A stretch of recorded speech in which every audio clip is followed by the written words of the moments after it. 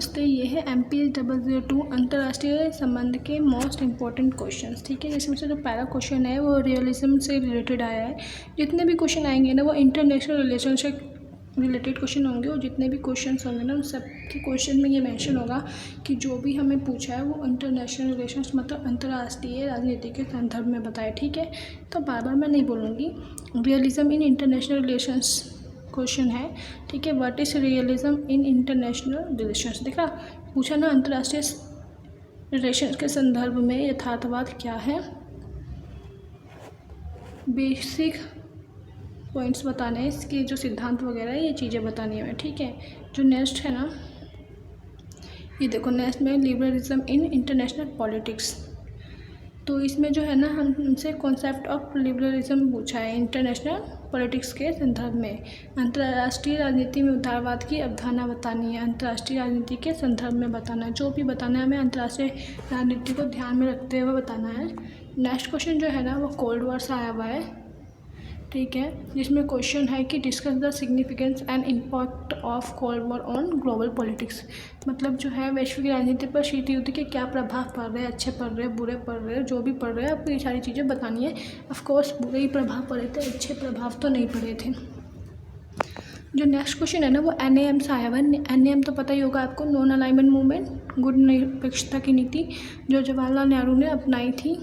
जिस भी स्टूडेंट ने 11th 12th में आर्ट्स लिया, पॉलिटिकल साइंस पढ़ा है, उसको पता होगा ये सारी चीज़ें कि NAM वगैरह क्या है। तो ये गांधी जी ने महात्मा गांधी जवाहरलाल नेहरू ने ये नीति अपनाई थी, जिसमें ये था कि हम किसी भी ना हम अमेरिका के खेमे में है, मतलब ना हम सोवियत संघ के खेमे में है, ना हम अमेरिका के खेमे में है। हम हथियारों की होड़ में नहीं आएंगे, हम शांति प्रिय रहेंगे। तो ये बताना मैं गुटनिरपेक्षता के बारे में बताना है कि क्या है और क्या आज भी इसकी रिलेवेंस है। तो हाँ है, क्योंकि आज भी हम वैसे ही हम शांति प्रिय देश हैं। जब तक कोई हमसे उल्टा नहीं बोलता या हमला नहीं करता, हम कभी नहीं करते। नेक्स्ट क्वेश्चन जो है वो यूनाइटेड नेशंस और पीस से रिलेटेड आया हुआ है क्वेश्चन। ठीक है, discuss the role of United Nations in maintaining world peace. विश्व शांति बनाए रखने में यूनाइटेड नेशंस की क्या भूमिका है, ये बताना है मैं। ठीक है, जो नेक्स्ट क्वेश्चन है ना वो आया हुआ है ग्लोबलाइजेशन से और संप्रभुता मतलब सॉवर्टिनिटी से। व्हाट इज़ ग्लोबलाइजेशन, वैश्वीकरण क्या है और इसके प्रभाव क्या पड़ रहे हैं संप्रभु राज्यों पे। वैश्वीकरण क्या है, ये राष्ट्र राज्यों की संप्रभुता को कैसे प्रभावित कर रहे हैं। हाँ, वह चीज़ है जो मैंने भी बोला था, कैसे प्रभावित कर रहे हैं, क्योंकि ग्लोबलाइजेशन में एक देश दूसरे देश से व्यापार करता है, व्यापार के साथ हमारा खान पीन, वेशभूषा, बोली, सारी चीज़ें चेंज हो रही हैं। चेंज होने के साथ साथ जो है काफ़ी सारी चीज़ें बदलती है।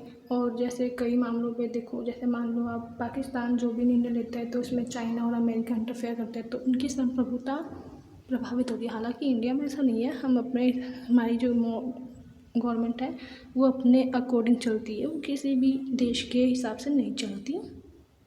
जैसा कि हमारे संविधान के प्रेम्बल में लिखा है कि हम एक संप्रभु गणराज्य हैं। नेक्स्ट क्वेश्चन जो है वो डिवाइड एंड NE आया हुआ है।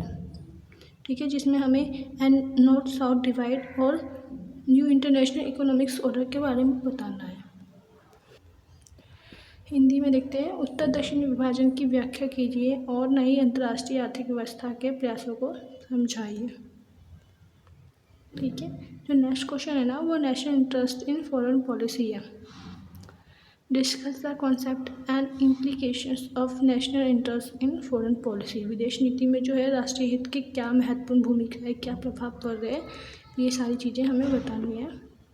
नेक्स्ट जो क्वेश्चन है ना वो सिक्योरिटी वर्सेस बैलेंस आया हुआ है कि what is collective security, how does it difference from balance of power.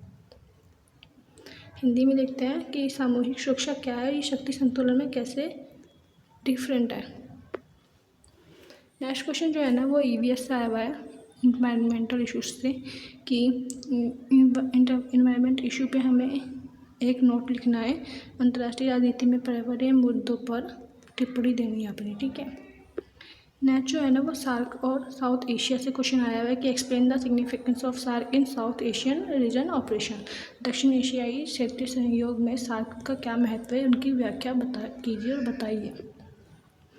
Next जो क्वेश्चन है वो रसिया यूक्रेन कॉन्फ्लिक्ट से आया है। ये तो अभी करंट सीन चल रहा है, जो कि रूस और यूक्रेन का लास्ट 3 ईयर से वॉर चल रहा है, हम सबको पता है। तो उसके बारे में यही क्वेश्चन कॉन्फ्लिक्ट वगैरह बताना है हमें कि क्या कॉन्फ्लिक्ट है और क्या रिजल्ट वगैरह है, उनके बीच जो लड़ाई हुई है उसका रीज़न क्या है और क्या कॉन्फ्लिक्ट है और क्या रीज़न है और क्या रिजल्ट आया लड़ाई का। जैसे कि अभी आपको पता है इज़राइल ने भी उस पर अटैक कर दिया है ईरान पे, ये इल्ज़ाम लगा के ये ईरान परमाणु बना रहा है। नेक्स्ट क्वेश्चन जो है ना वो फेमिनिस्ट अप्रोच से आया हुआ है, नारीवादी विचारधारा से। Discuss feminist approach in international relations. अंतर्राष्ट्रीय संबंधों में नारीवादी दृष्टिकोण के बारे में बताना है हमें, ठीक है। नेक्स्ट जो क्वेश्चन है ना वो ह्यूमन सिक्योरिटी के बारे में बताना है कि मानव सुरक्षा क्या है और उसकी अवधारणा के बारे में बताना और उसका आलोचना भी करनी है कि मानव सुरक्षा आज कैसे खतरे में है। नेक्स्ट क्वेश्चन जो है ना वो इंडिया फॉरेन पॉलिसी से आया हुआ है, जिसमें इंडिया के फॉरेन पॉलिसी के मेन फीचर्स पूछे हैं। भारत की विदेश नीति की मुख्य विशेषताएं क्या है, ठीक है। तो ये हैं सारे इंपॉर्टेंट क्वेश्चंस जो कि PYQ बेस्ड क्वेश्चन है। अगर आप इसकी प्रैक्टिस कर लेते हो तो आप अच्छे मार्क्स गेन कर सकते हो। अगर वीडियो अच्छा लगा हो तो लाइक करना मत भूलना। Thank you so much.